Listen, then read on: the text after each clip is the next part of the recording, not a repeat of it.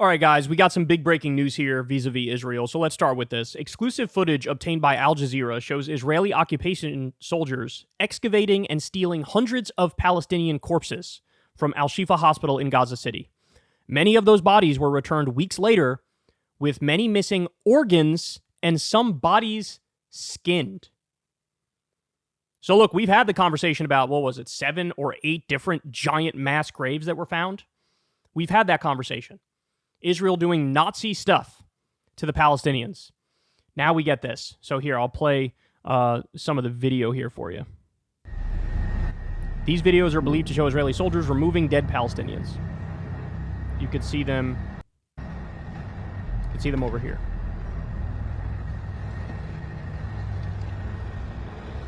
Soldiers can be seen transporting wrapped bodies on stretchers. Look. Black body bags are then seen piled up in the back of this Israeli army truck.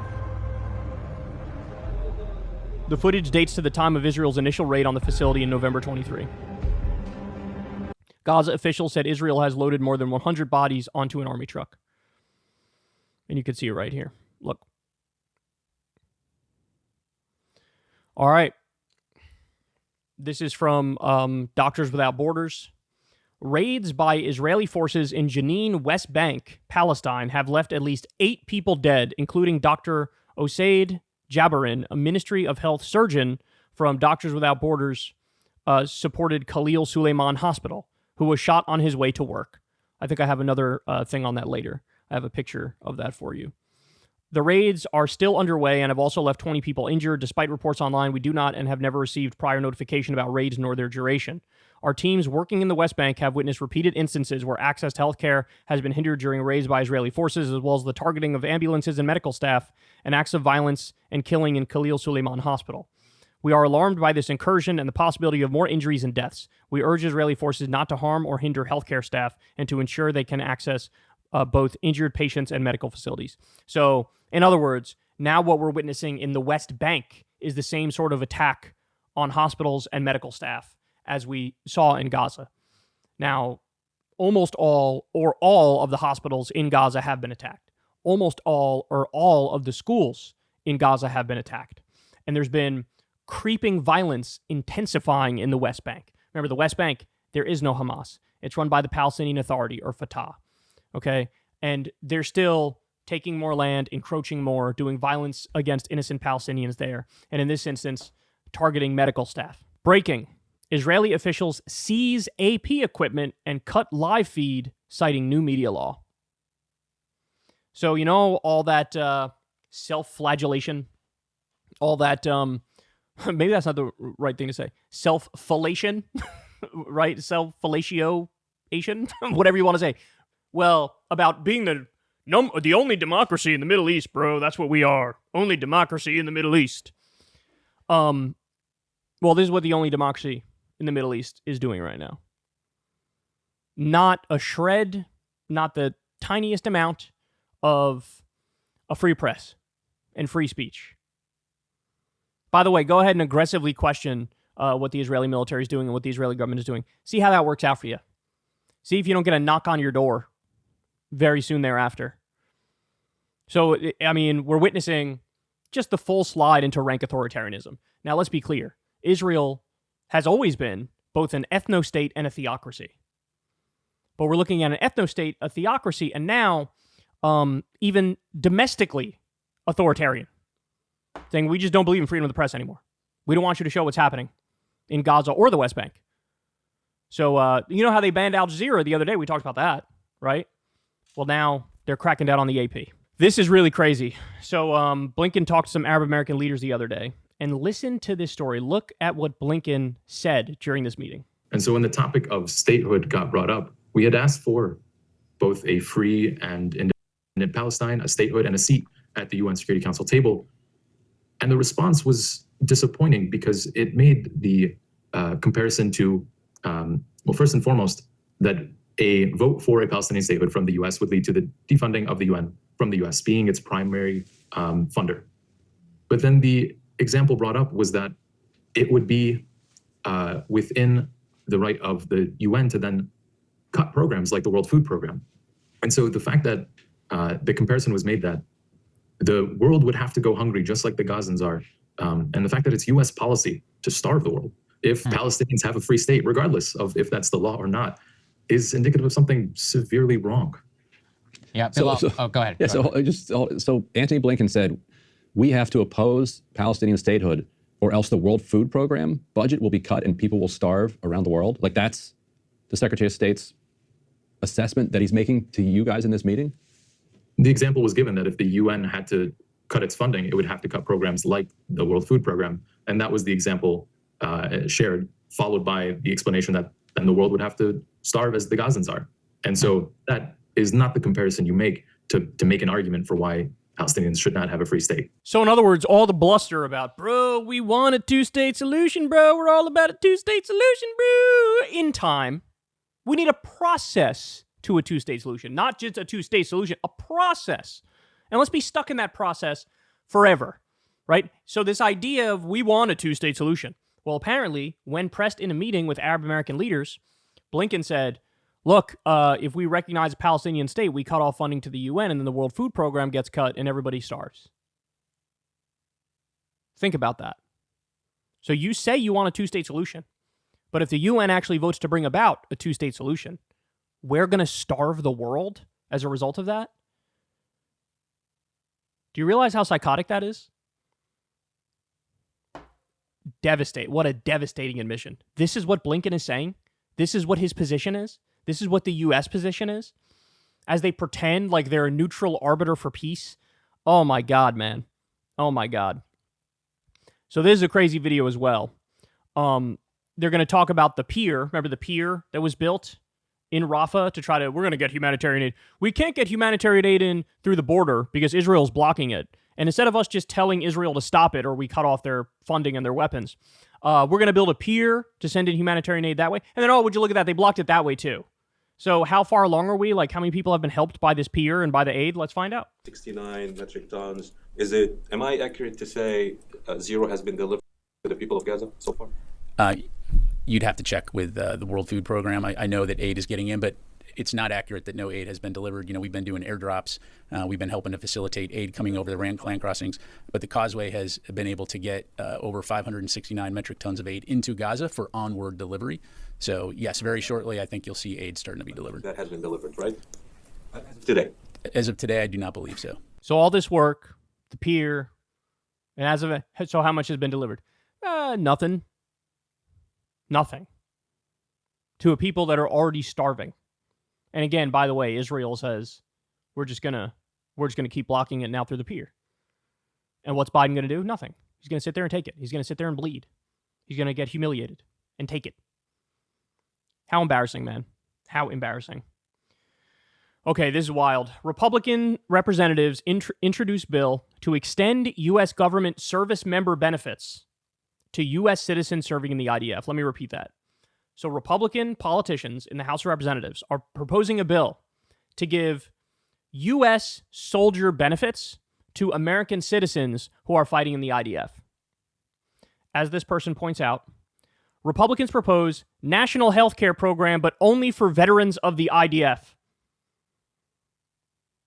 So if you join up to be in a military that's committing a genocide, then we'll give you the free health care. If you work for a living, if you have 2 jobs or 3 jobs, and you have a middle-class income or lower middle-class income, and you're in medical debt, you could fuck off. If you want free health care, sign up to go help with the genocide overseas. The intelligence community is spying on student protesters. The move follows congressional pressure on the FBI to infiltrate protests with informants. By the way, Nancy Pelosi was one of the ones who helped apply this pressure.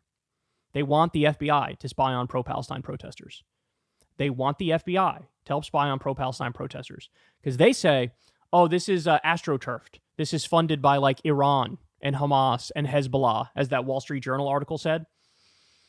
It can be that young people are just absolutely outraged and disgusted at the fact that our money and weapons are going to carpet bomb toddlers. It can't be that. It has to be that it's astroturfed and they're funded by the fucking Grand Ayatollah in the Iranian Revolutionary Guard Council. It's got to be that. Let's have the FBI infiltrate them. Tell me how this is different from when the FBI infiltrated like the civil rights movement and they thought they were on the right side of it to oppose the civil rights movement. This is exactly the same thing right now. It's just like infiltrating the anti-Vietnam War protests. Everybody acknowledges now the anti-Vietnam War protesters were 100% correct.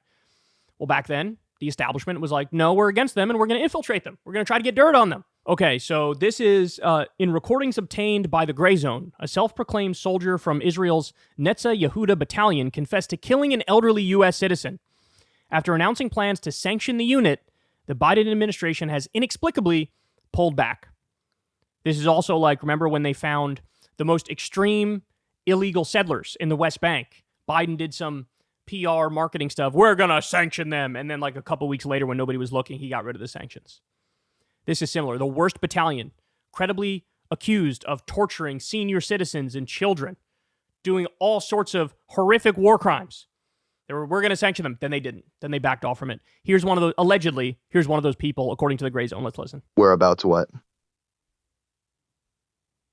Where am I posted? I'm in the 97th. I'm in the 97th Netzach Yehuda Battalion in the 900th Kfir Brigade in the 99th Paratrooper Division. Dude, are you kidding me? You have no idea, dude. My entire battalion is full of people like me. We all hate homosexuals. We all are racist. We call each other nigga like half the time, man. We don't like refer to each other by name. We're like, yo, nigga, get me this. Or yo, nigga, can you help me? Azor li, achi. Azor li, nigga. No, I'm speaking for my battalion, which is a specifically religious battalion that's being investigated by the government. My battalion, the 97th Netzach Yehuda Battalion, is being investigated by the United States government for violations of the laws of war in order to potentially apply what's called the Leahy Law to us. That would mean cut off their weapons. It means that they're going to specifically restrict any sort of U.S. aid from going to our battalion, but not to the rest of the Israeli military. That's what they used to do to the Azov battalion. There were a few incidents, one of which was like this 80-year-old Palestinian man came out and started accosting IDF soldiers. And so as a joke, they put him in handcuffs and left him out overnight. And then they came back and he was dead. And so it got everybody fired and it got us in a bunch of trouble. Because they were like, screw this geezer who's like trying to interfere with our operation. We're going to like fuck with him for a night. And then they came back. And since he's 80 years old, he died of the cold overnight. And so the point wasn't to kill him. So no, the idea was like, it'll like fuck with him and make him like never want to do it again. And then they came back and, you know, it was kind of a retarded idea because obviously like an 80-year-old man is not, it'd probably be fine if the guy was like 30, but he was 80. And so, no, it didn't work out. Well, if my grandfather was going around and, you know, interfering with arrests and stuff like that, then I would say this is a terrible thing that's happened to him, but like he probably should not have been fucking around when there was a military operation going on. No, it's not his fault. I didn't say it was his fault, but I said like it's kind of like if you stick your hand into an electrical socket, you deserve to die of electricity, like, or of shock. Like, you don't deserve it, but like it sucks. You probably shouldn't have been fucking around with that. There's a thing called collateral damage, and this idea. It's a war, and in a war, you have to remember that like it's better that if 100,000, it's better than if 100,000 of your enemy die than even a single one of your people gets hurt. Do I enjoy what? Well, because they're our enemy, yeah. Like the same way that Americans were like having fun with killing Japanese and they would take photos of them like, you know, doing funny things with their bodies, yeah. I enjoy it because they're our enemy. I don't think that needs any extra commentary. I think it speaks for itself. The National Security Minister Itamar Ben-Gvir said this recently. Only Israel will control Gaza. I would play it for you, but he's saying it in Hebrew. Only Israel will control Gaza. Israel will occupy Gaza completely and fully, including Jewish settlement in entire enclave and encouragement of voluntary migration of Gazans, and he wants to move to Gaza. So in other words, let's finish the ethnic cleansing and let's resettle Gaza. This is, again, at the same time, the Biden administration is like, there's no genocide, there's no ethnic cleansing. And this guy comes out and he says, let's do the ethnic cleansing. I love it. This is a big deal. Norway, Spain, and Ireland will make a coordinated announcement announcing a joint move to recognize Palestine on 1967 borders. All will formally recognize on May 28th once internal processes are done. Slovenia will follow on June 13th. Belgium and France are also in play. So look, a good point that I heard somebody make is when it comes to these European countries, they are genuinely fearful of Vladimir Putin trying to go further, trying to encroach in their territory. So not just Ukraine, other former post-Soviet bloc states, and beyond. They're afraid of that. And so they're reliant on the ICC with their charges against against Putin. And they feel like this is an institution that we need at the moment. And then for the U.S. and Israel to undermine this institution and say, no, the war crimes charges against Netanyahu are unserious, forget the ICC, now we're going to sanction them or all that stuff. They're like, motherfucker, we need that institution. We're going after Putin. This is real world stuff here for us, right? And so that's why you see even like France was kind of like, okay, yeah, let the ICC do their job here vis-a-vis Netanyahu. Germany, same thing, very similar, like, okay, we got to respect the law type stuff. But the U.S. and Israel like, no. So now some European countries are getting together and they're going, we got to do something to retaliate. And they're saying we're going to officially recognize a Palestinian state on the 1967 borders. Okay, I believe did we mention this gentleman earlier? Or is this a different doctor who Israel killed? Breaking, Israel just murdered Dr. Assad Kamal Jabbaran moments ago, an expert surgeon at Jenin Government Hospital with occupation gunfire. He was sniped on his way to work. Rest in peace. A Palestinian boy lying on the ground this morning after being shot dead in cold blood by Israeli army snipers in Jenin. The child was riding his motorbike on the way to school when a bullet was directly fired at his head, killing him right away. Rest in peace. And finally, we'll end with this. There's one politician in the U.S. that I've seen so far come out swinging for the ICC aggressively. I'm sure Ilhan Omar and Rashida Tlaib and some of the members of the squad, I'm sure they have the same position, but Bernie Sanders went and gave a speech. He said the following. Some claim of equivalence, as some have charged, but is in fact holding both sides in this current war to the same standard. Yes, democratically elected officials can commit war crimes. Let me repeat. Democratically elected officials can commit war crimes. The ICC is doing its job. It's doing what it is supposed to do. We cannot only apply international law when it is convenient. There you go. So look, 100% on the side of the ICC here. Netanyahu, we'll end on this silver lining here. Despite what Netanyahu says, I think him and his wife and Yoav Gallant and others who are on the chopping block here, they are genuinely fearful to travel anywhere now. Because Norway came out and said, hey, if they travel here, we have no choice but to arrest them. How many countries are going to have that same position? So there is a pushback, man. There is a fight against what we're seeing. And we just need those wheels to move faster, for sure. Because this can't go on another day. And we got to nip this in the bud, because I've never seen anything like it. Hey, y'all, do me a favor and like and subscribe. It helps out big time in the algorithm. Click the bell as well for notifications when videos drop, and watch that video on screen right now. You know you want to.